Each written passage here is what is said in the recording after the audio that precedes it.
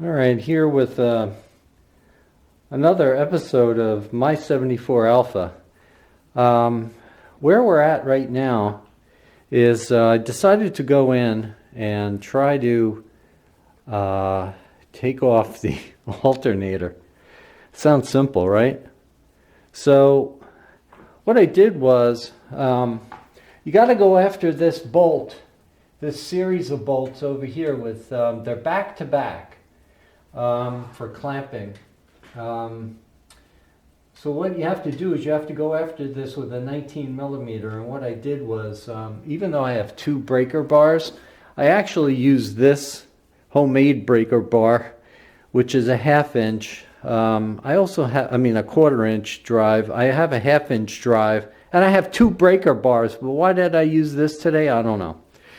But anyway, this nut down there, I soaked for 2 or 3 days. It would not budge, and I soaked it for a good 2 days with Croil. Oh, by the way, where is Croil? Well, anyway, Croil is the best stuff on the planet. For PB Blaster, I guess is pretty good, but I watch a lot of gunsmith videos. There's something about them. I collect some pistols and whatnot, World War II firearms and stuff. But I've watched a number of restorations on on pistols and old old rifles and stuff. And from what I have learned, I've used Croil for 100 years, but Croil has proven then, it's proven in the past to be one of the best penetrants you can get. But anyway, so I finally got that 19 mil bolt off, and that was a son of a gun. Let's go in there and take a closer look. So let's take a closer look at that bolt. I think I can finally go in there, and even now it's still hard to turn. There must be some kind of corrosion. Oh, there we go. But there was corrosion, I guess, on that bolt. That stud, that thread. You could see it. It's a little bit discolored. But I finally got that sucker out. I'm going to go after the other bolt and then take the distributor out. Loosened up some of the bolts and this and that. So let's get to it. All right, well, I got the other nut off from down over there, and I loosened up that bolt. If you loosen this bolt, it loosens up this bracket and it allows this thing to swing very easily. What I found, though, was it was difficult to get the belt off of just pulling it off the alternator pulley, but it was easier to pull it off the water pump pulley. Why? I don't know, but it did. So here's the original crispy belt, and as you could imagine, this thing hasn't moved for 40 years. You can see there's all kinds of corrosion on it. It's an original Pirelli belt. Can you see that? Maybe. Kind of interesting. So I'm going to leave the alternator. Maybe I'll pull it out later. I don't know. I probably should, because I probably need to get more room. The alternator spins very freely. I guess you'd expect that. So I'm going to go in there and take off some of these bolts, take that alternator out. Of course, I'm going to start to loosen up the connections and the nuts on the back, and I think this is the attachment. This wiring goes to a harness under here, and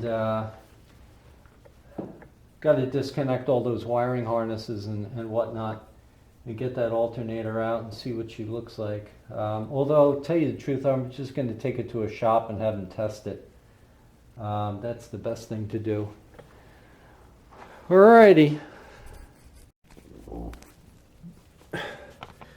right. Well, I decided to do a little exploration. And the reason I wanted to look at one of the calipers and just in general inspect what's going on on the rear wheels, well, actually on all the brake calipers, is to see overall what kind of condition we're talking about. And I have to put a big parts order in to one of our favorite suppliers, and I want to order as much stuff as I know that I need. Now, I don't expect to really find any surprises here, but there is one thing that I absolutely want to find out, and that is whether or not the pistons themselves are any good. So what I'm going to do is try to get to one of these pistons, and I'm going to move the caliper out of the way. I'm going to swing it up out of the way and try to push one of the pistons out, or out enough to be able to inspect it. But my general observations here, though, are that this car, of course, I know there's only 10,000 miles on it, but of course it's been laid up since 1992. Look at the condition of these calipers. I mean, I haven't cleaned a darn thing. You still got the inspection, the blue inspection mark there. And just looking around at the general condition of the straps and the rubber here, this looks really good. Now, of course, I kind of expect that, but then again, you never know what you're going to find. So let me look on the back here, see if I can scooch back here. Oops. I'm not going to edit these videos, by the way. But the condition of this rubber over here, the little rubber stopper looks pretty good. Now, you can see, I think in this shot over here, you can see the piston has corrosion on the end. But of course, I want to look to see what the unexposed portion looks like. So I'm going to go in here and try to swing this caliper out of the way after I give some of this penetrating oil some time to work on these bolts. But the caliper looks in pretty darn good condition. I don't know if you can see this, but it looks to have a silver finish to it rather than the gold, although I'll know more when we start to clean up some stuff. So let's give this some time to work, and then we'll get back to this in a little bit and hopefully swing that caliper out and take a look-see. All right. All right, categorize this one as you learn something surprisingly late in life. Well, I finally got rid of my drop light and used this light that I've had for like 20 years. I figured it would give me a heck of a lot more light to both work and to film, video, record, whatever, digitize. Anyway, so what I did here is I took out the hardware for the caliper. There are your pads, and here are the pins. Here's one. I took out one bolt, so the other bolt, this is a lower bolt. These came out surprisingly easy, and notice that they have washers on them. A lot of cars that I've worked on don't put a washer on the bolts. Of course, this is ATE, whatever. But these pads have a lot of meat on them, and they're original, folks. The hardware looks pretty good. I'll look at that later. This is my push-out specialty tool to push out the pins. So I got the pins out, of course.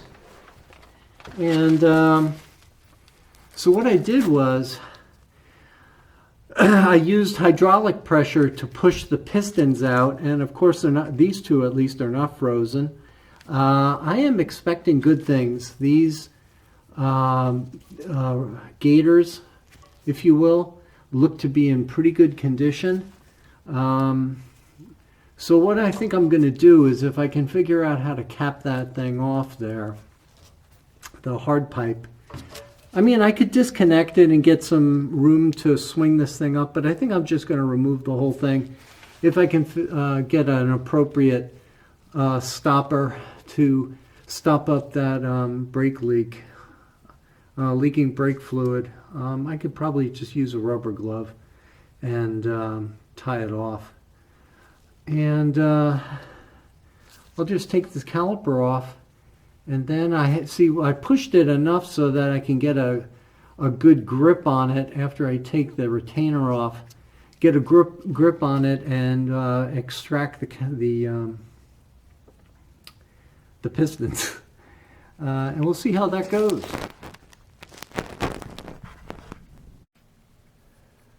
All right, well, today I took the caliper off, and I'm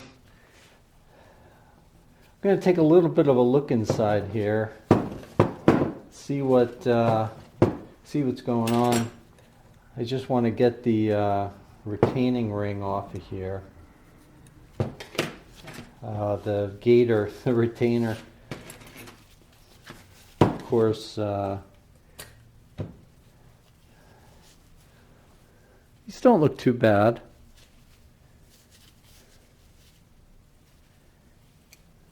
Not great, but not too bad.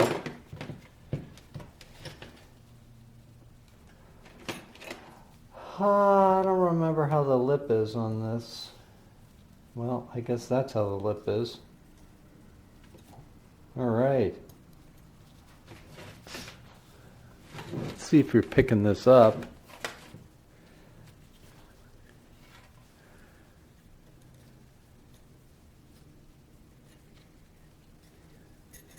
All right, so it looks like, the heck is this?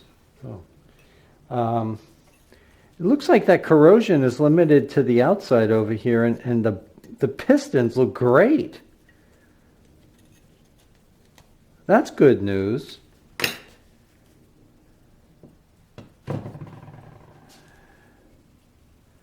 Is that focusing? Not sure. I don't think this thing focuses automatically. I gotta work on that. You know, I'm a complete video novice, or I should say posting videos for other people on the internet. These look pretty good. I think these will clean up. They're not torn in any way, shape, or form.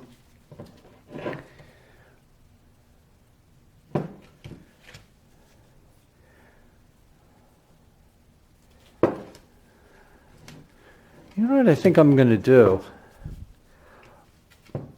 I think I'm going to put a clamp on this. A little bit of bleeding out of here, of course. I think I'm going to put a clamp on this side and put some air in it and blow out the piston, or see if I can just grab it.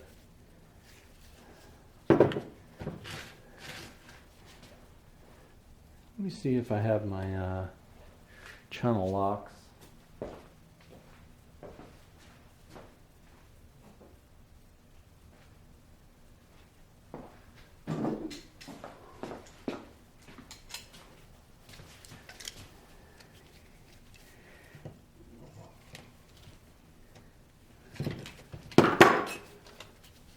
What's the orientation? Let's see, its orientation is like this. So this is angled 45 degrees up this way.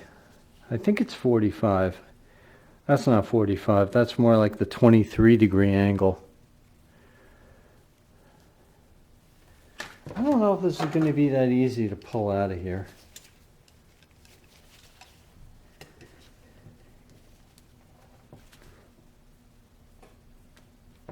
Wow.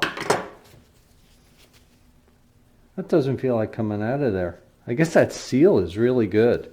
All right, I'm going to have to get some compressed air on that. I'm going to put a clamp around this side,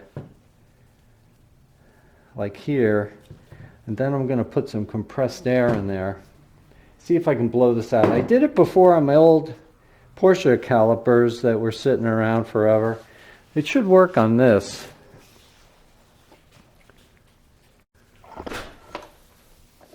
All right, let's see if we can. Oh man, what the heck was that?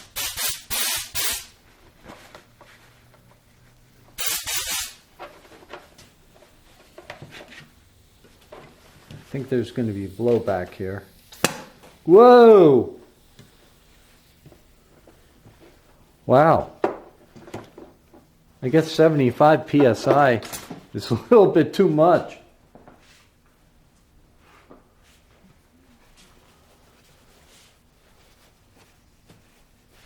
Well, bleeding all over the place, of course. And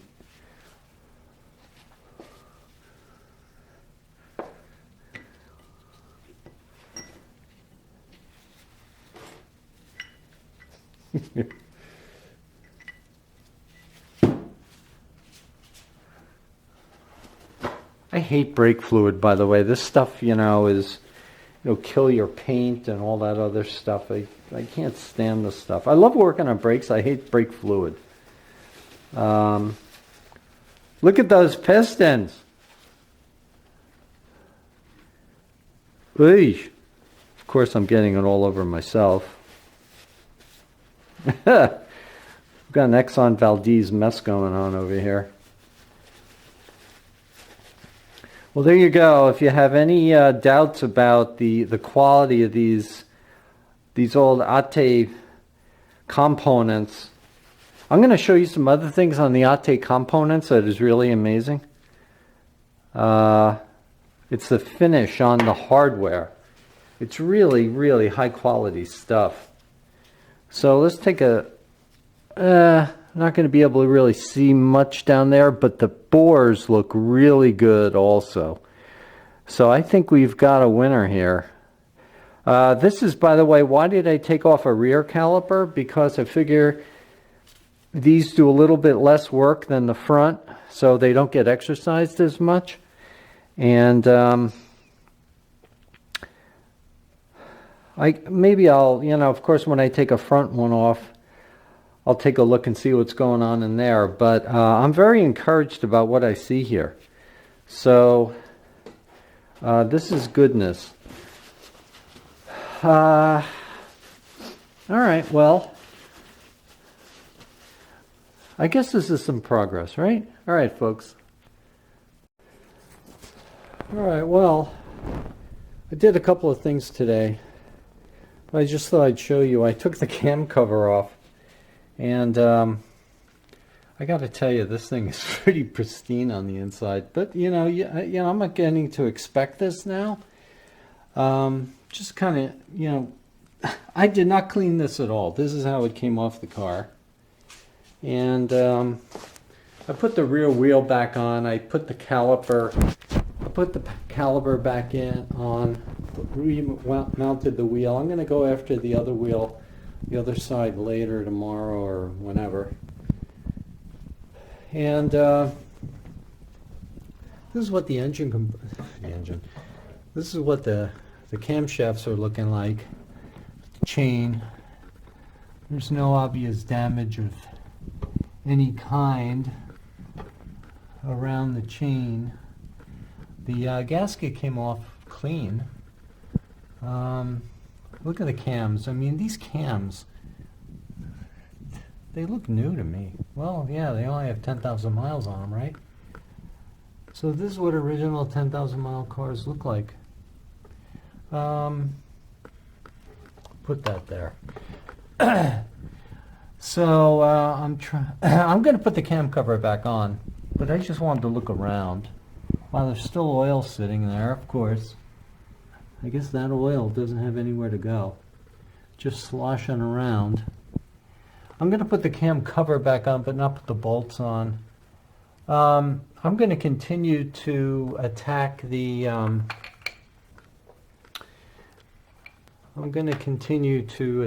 intake side.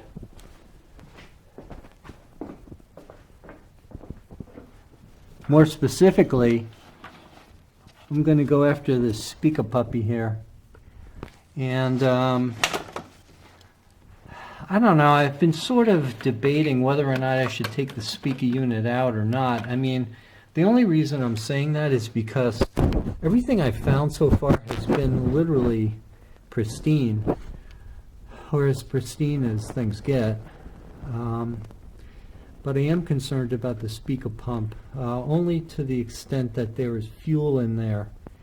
But what I might do is take off the intake pipes and just take off the intakes, the pipes to the injectors. Take that whole thing out and work the pump, disconnect the pulley, or I should say the belt, and work the pump separately, just by hand, just to see whether or not the pistons inside the pump are working properly. I'm going to take off the actuator, of course. I've been soaking some of these bolts. I don't think we're going to have any trouble whatsoever with any of these nuts or anything taking the actuator out. I have an extra actuator that I had planned on using for this car prior to purchasing the car. And I think that's what I'm going to do. If the pump turns out to be not in really good condition over there in terms of, whether the pistons are gummed up, or I don't know what to expect. I've never taken a speaker apart. I've never even taken these injection pipes off. But anyway, the plan of attack, I guess, to take these pipes off is to remove those two little, gosh, what do they look like, 8mm nuts over there, and that holds on the pipe fittings, and they're stacked up. I don't know if you can see this that well. They're stacked up upon one another. You take the nut off, and you take those rings, if for lack of a better word, off. I don't know how, and that'll give me access to the lower part of the. Oh gosh. I just knocked something almost down here. That'll give me access to the lower part of the injector, and well, not the injector, but the fitting. And we'll try it that way. So I'll disconnect those. Then I'm going to disconnect them from the injectors themselves and take the whole fitting. I think there's a union down, not actually a union, but there's a support bracket right down yonder. I'm going to take that puppy off, of course, and see if I can take the pipes, the injectors, and everything out in one shot. And then I'll be going in after the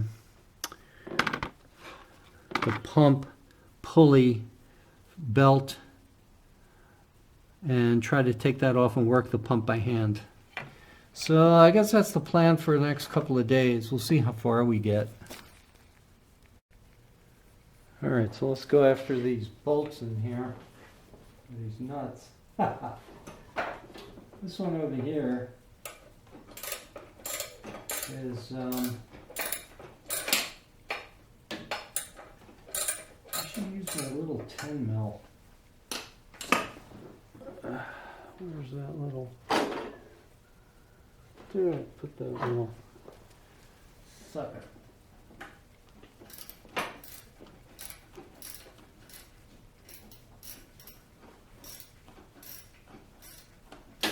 Some of these bolts, I keep calling them bolts, I mean nuts, of course. But some of these nuts, I wish I could have cleaned the engine prior to doing some of this work. The weather really hasn't been cooperating. It's been kind of crappy, pre-winter weather. Ooh. Oh, it's not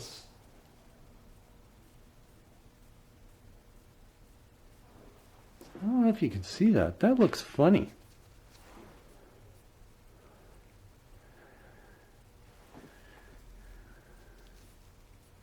It's not broken. It's a funny, it's like a stud.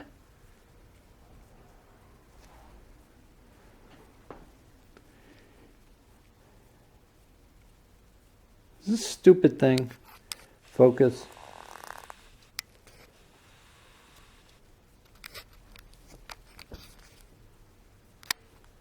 Oh, I don't know.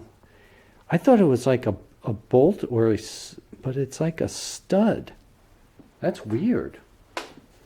Oh, now I don't know what I'm going to find. Going down here.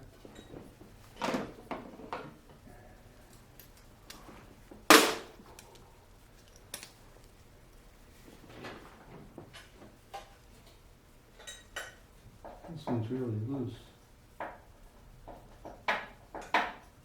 Of course I drop it.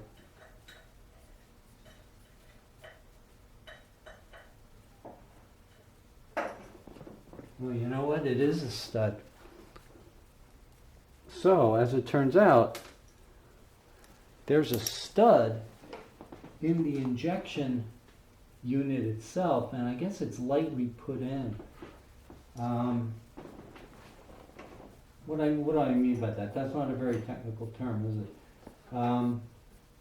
It seems to me, because it's into the case of the injection, the speaker unit itself,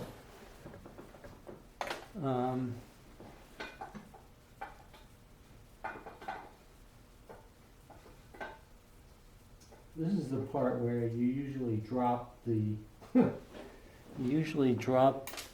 know, unless you have really good dexterity. Oopsie, there you go. Oh, there's two of them.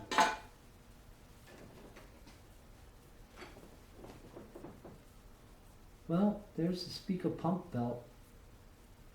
And the speaker, famous speaker pump itself, the front of it, the pulley, I should say.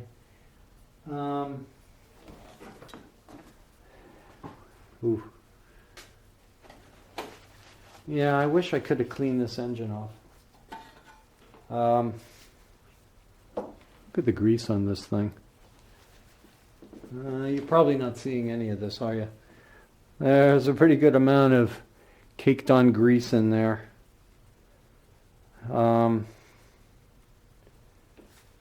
It's black, of course, with a, I would say that this, if this is the original paint on the inside, it looks like to be painted flat black.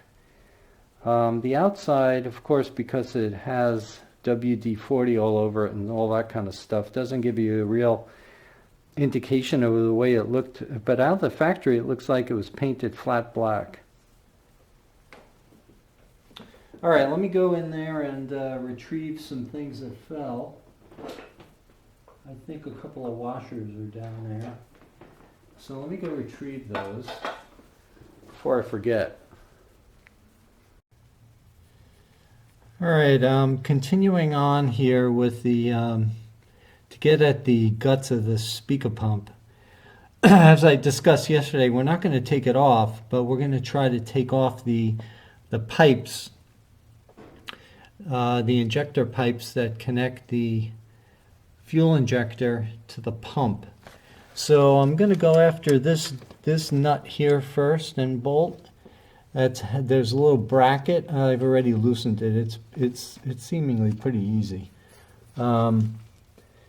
So I'm going to take that off. Then I'm going to sequentially go after the nuts on that secure the injectors, and then, of course, down on the pump itself.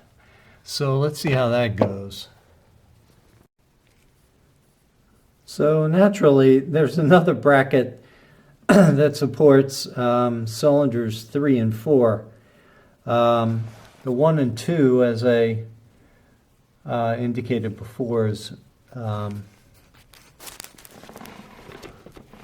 excellent. Oh, the 1 and 2 was over here, and that came out. this is what she looks like. It's just a little, very simple nut bolt washer and two little clamping mechanisms. All right, so we got to go after this one down here, and that one down there looks like a stud and a nut. So it looks like it's your standard. Ooh, that might be 8 mil. It might be 8 millimeters, 8 or 10. All right, let's get to that. All right, we're continuing now to go after the thermostatic actuator. And what I did was I loosened all, there's 2 bolts down here, 7 mils. There are 2 screws on the actuator itself, and I used a special screwdriver, if I can locate it. I used a gunsmithing screwdriver on it because I wanted to get the best grip I could on those screws down there. I had a set of gunsmith screwdrivers. It's a pretty good set, actually. It's one of those old Brownells. That seems to work pretty well. So I loosened up the actuator. There are 7 mil bolts, nuts, 2 washers on each, and it's also 7 mil here. I loosened the middle first, then I loosened this, and I hit this with a hammer very lightly to break the corrosion, which seems to be good. And then I think my strategy is I'm going to take this off the boss, move this away, and lift this up, and at the same time I'm lifting, I'm going to loosen those screws 100% so I can lift the whole unit out in one fell swoop. All right, so let's see how that goes. I want to see what this actuator looks like. Okay, well, we got the actuator out. And this is one of the deadest actuators I think I've ever seen. No, I'm not kidding. Yeah, this puppy here, that pin is not even extending to the end of the boss there. That's a one dead actuator. But so be it. That's what I expected.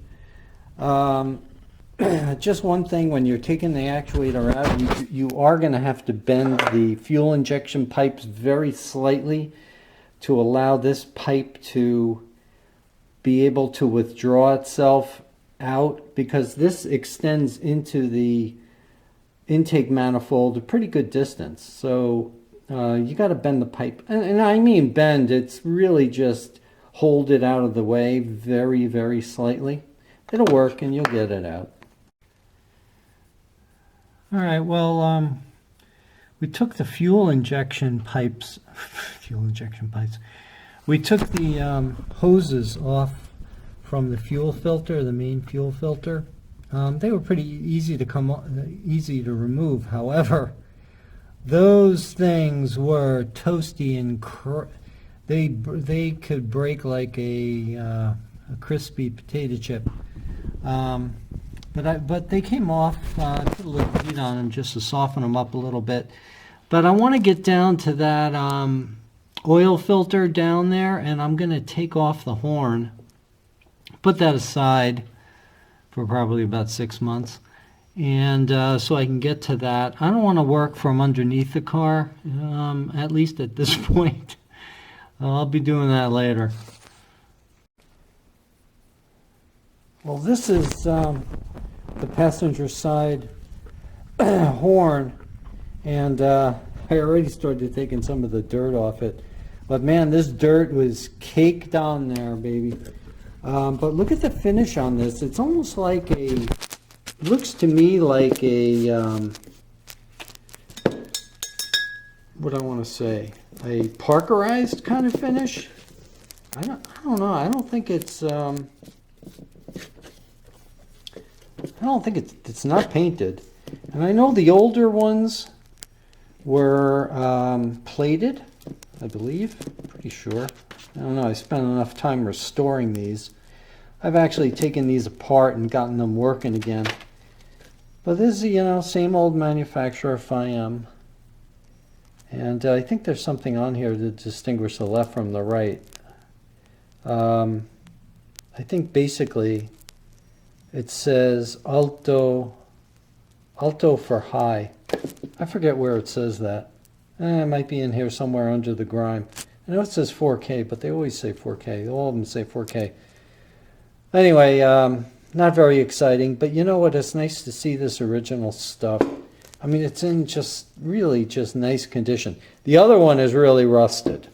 That is something we'll explore at a later date.